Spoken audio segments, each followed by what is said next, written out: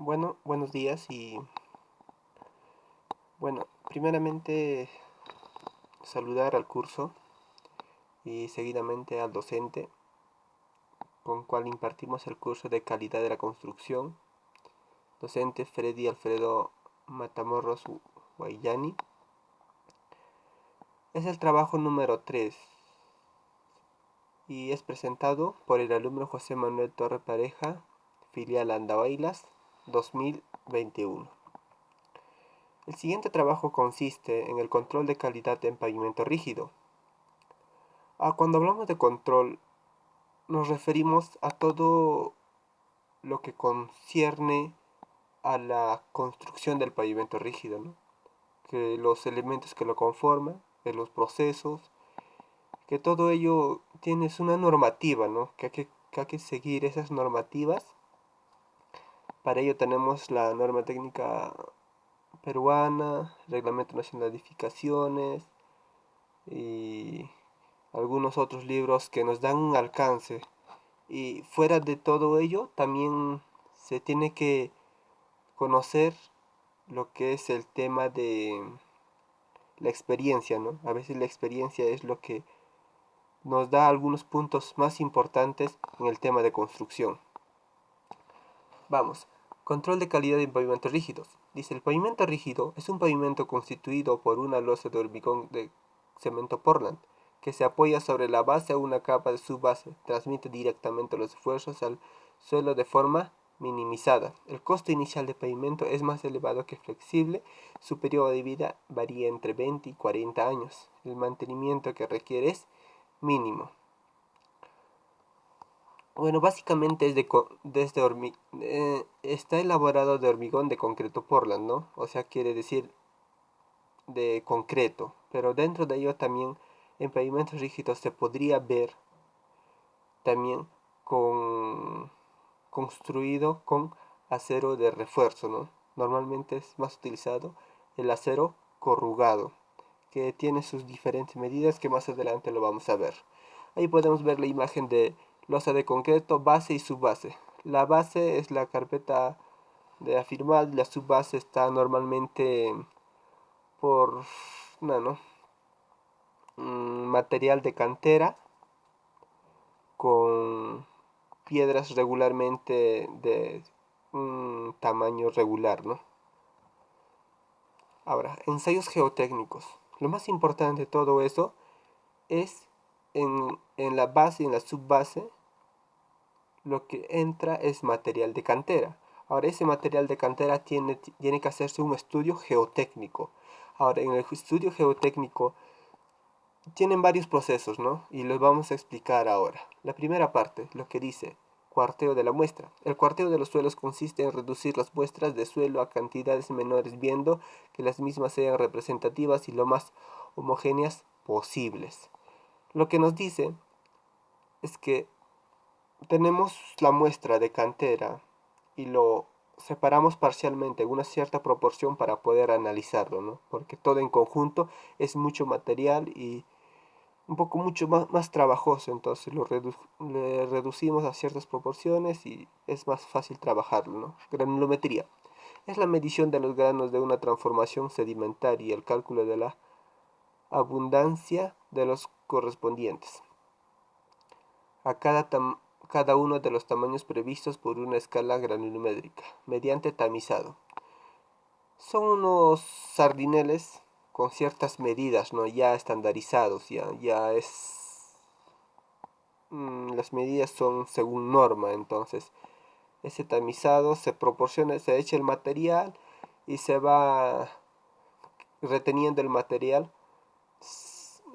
en cada malla, ¿no? Y eso vamos sabiendo el peso y la proporción entre el valor de qué cantidad se ha utilizado el material. En base a eso vamos viendo a qué grupo, ¿no? Sobre todo la granulometría también nos sirve para identificar nuestro material a qué grupo pertenece. Desgaste de los ángeles. Este método, este método consiste en analizar granulométricamente un árido grueso. ¿Qué nos quiere decir el desgaste de los ángeles? Es una máquina, ¿no? Como podemos ver, hay una máquina que lo ponemos el material grueso. ¿Qué quiere decir? Sobre todo la parte del material que es roca, ¿no? Lo introducimos y le damos cierta cantidad de giros y vamos viendo el desgaste, ¿no? Porque dentro tiene unas villas, esa máquina es forma de cilindro, que adentro hay unas villas que lo van triturando. Y ¿cómo es su reacción, ¿no? ¿Cómo es la reacción del material al desgaste? Y hay ciertos parámetros y vamos calculando en base a eso. Hablando del límite líquido, es el contenido de agua, ¿no? Para un material dado, fijando la división entre el estado casi líquido y plástico de un suelo, definiendo mediante la máquina de casa grande. En este caso utiliza la máquina casa grande y utilizamos la parte fina, ¿no? La parte fina del material. Y como dice, el estado casi líquido y plástico. Ahora, en el límite plástico, el objetivo de este ensayo es determinar el porcentaje de humedad del suelo que ha producido un cilindro de aproximadamente 3 mililitros de diámetro, ¿no? Es decir, un porcentaje contenido de agua que limita el estado plástico del estado consistente semisólido. Nos quiere decir más o menos qué porción de agua requiere el material para que su comportamiento sea plástico. Ahora, relación de humedad-densidad, dice. Relación humedad-densidad Proctor modificado, dice. Determina la humedad óptima para lograr la densidad máxima compactada seca. En este caso se utiliza el material seco de lo que tenemos, lo que hemos extraído de cantera. El material tiene que estar seco, ¿no? Con una cierta proporción de agua vamos a buscando el punto óptimo, ¿no? O sea, quiere decir la densidad máxima del suelo, máxima compactación, pero con cierta proporción de agua. Cono de arena. Determina en terreno la densidad del suelo. Eso nos determina en campo, ¿no? O sea, es la densidad natural, la densidad normal que se encuentra en el campo. En cambio, la relación de humedad arriba, la relación de humedad-densidad por Proctor, es en laboratorio, lo que se puede llegar a obtener lo máximo, ¿no? Ahora, ensayo Sever. Determina la capacidad de soporte en el laboratorio, preparando 3 probetas de suelo en la humedad óptima, arrojando el Proctor y niveles de energía variable. Es una prueba, no más es laboratorio, son pruebas de capacidad de soporte. Tecnología de concreto. Se tiene varios conceptos de manejar. Control de materiales que llegan a la obra. Eso nos quiere decir más cuando hacemos un control de calidad en pavimento rígido, se tiene que hacer un control de materiales que llegan a la obra. Control de los materiales que se elaboran en obra. Control de ejecución y control de determinación en obra. Entre ellos tenemos el cono de Amras, como podemos ver en la imagen, ¿no? Cono de Amras. Esto es un procedimiento que establece más o menos como la determinación del... La prueba se hace en un concreto fresco, recién preparado, y lo que se mide es el asentamiento, ¿no? Una vez llenado al cono de Amras, chuseado en 3 capas, primero en 25, 15, 25 y 56. En base a eso se, se saca, ¿no? Se saca el cono y se queda solamente el concreto y, y apoyado en forma horizontal hacemos una medida, ¿no? A la altura del concreto con el cono cuánto varía. Probeta de concreto fresco, dice. Son probetas, ¿no? Que se llenan en concreto fresco de cada proporción, ¿no? De cada elemento. En algunos casos son de cada elemento de la infraestructura de construcción o en este caso, como es cuando es pavimento rígido, la proporción es uno solo. Entonces sería por cada ciertos metros cúbicos. También podría ser o podría ser por cada cierta progresiva.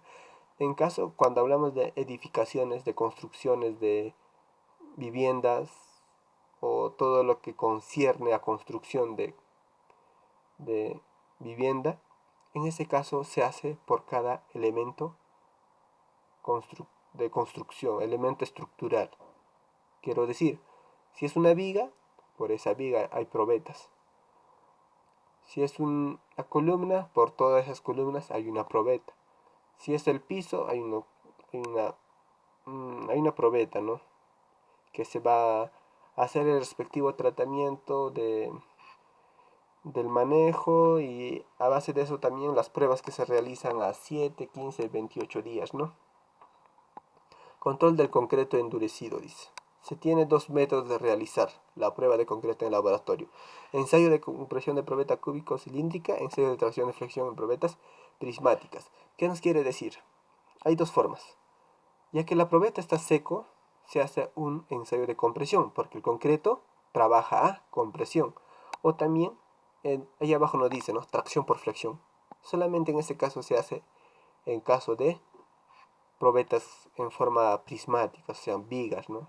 Podemos coger una viga, pero claro, no todo el completo de la viga, sino idealizado, más pequeño, pero con el mismo material que se ha construido en la realidad, ¿no? En base a eso hacemos una prueba, ¿no? ¿Cómo es su flexión? ¿Cómo trabaja a flexión? Porque el concreto trabaja a flexión y el acero a... Ya, tracción de testigos diamantinas. Extracción, ¿no? De testigos diamantinas. En este caso, es un proceso, ¿no? Se utiliza para evaluar la resistencia de concreto en una estructura. Este método se utiliza para hacer una prueba, ¿no? Sobre todo, una prueba, ¿no? Por ejemplo, si ya digamos que el pavimento ya esté construido, mediante este método se extrae un testigo, una dimensión igual que una probeta del concreto, y se lleva al laboratorio y se hacen las respectivas pruebas, ¿no? Si cumple con lo que dice lo que es el expediente, ¿no? Imagino que el expediente aquí manda, y eso es lo que se tiene que comprobar mediante este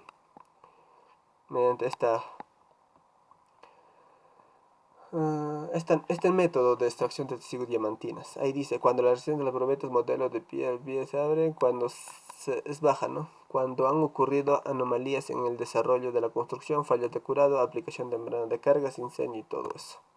Materiales. El cemento. Como ya sabemos, el cemento tiene que consistir con todas las... El cemento emplea en la preparación de control deberá cumplir con todos los requisitos específicos de Intectec para cementos. Agregados.